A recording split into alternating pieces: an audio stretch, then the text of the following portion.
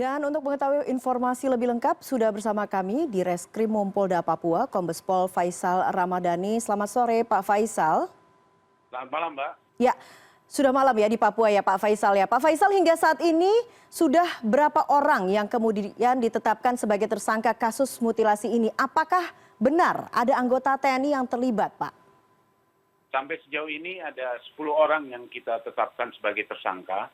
Dari 10 orang tersebut, 4 orang masyarakat sipil, 3 orang sudah kita amankan, 1 orang DPO, kemudian dari 6 orang itu oknum anggota TNI.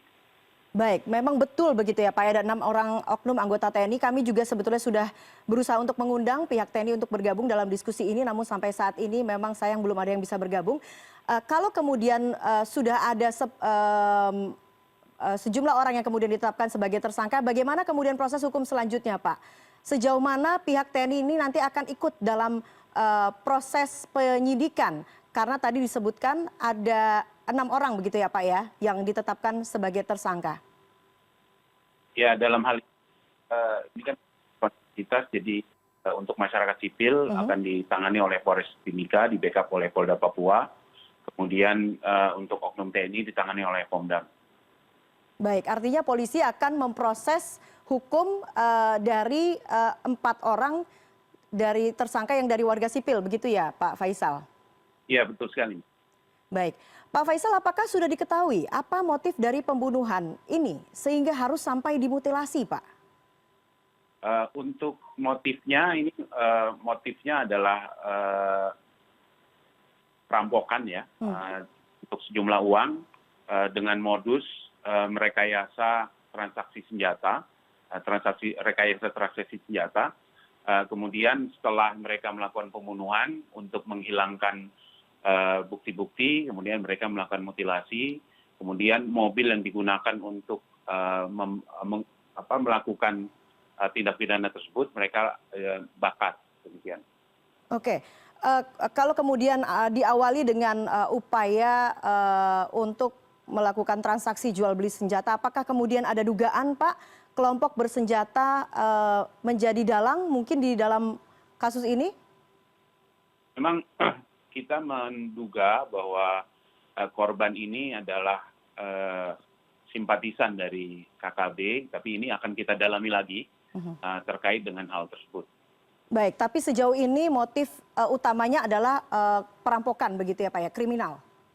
Betul sekali, ya.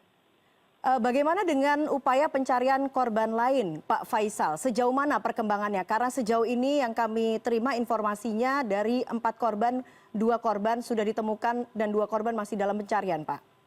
Ya, baru saja kita mendapatkan korban yang lain. Jadi sudah ada 3 tubuh korban yang kita dapatkan.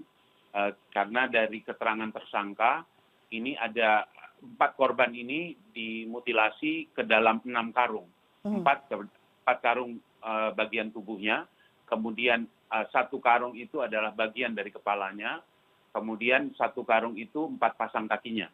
Yang kita dapatkan ini barusan ini 1 karung dari bagian tubuhnya. Jadi semuanya sudah ada 3 karung yang berisi tubuh dari korban, demikian.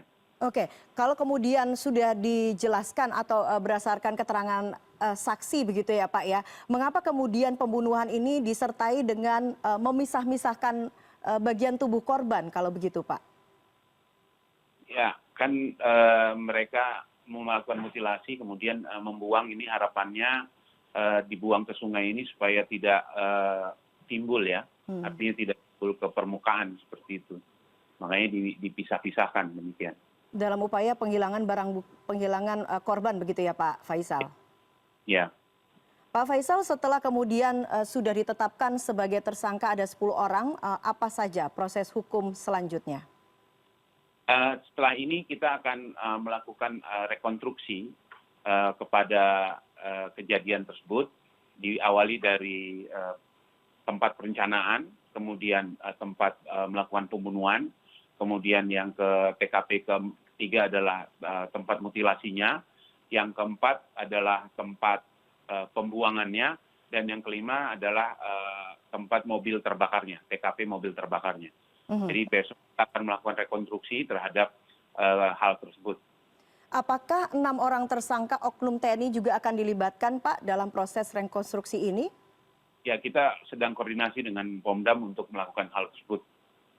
Oke, baiklah Pak Faisal, Kombes Pol Faisal Ramadhani di Reskrimum Polda Papua. Terima kasih atas waktunya di CNN Indonesia Newsroom. Selamat malam. Terima kasih Mbak, selamat malam.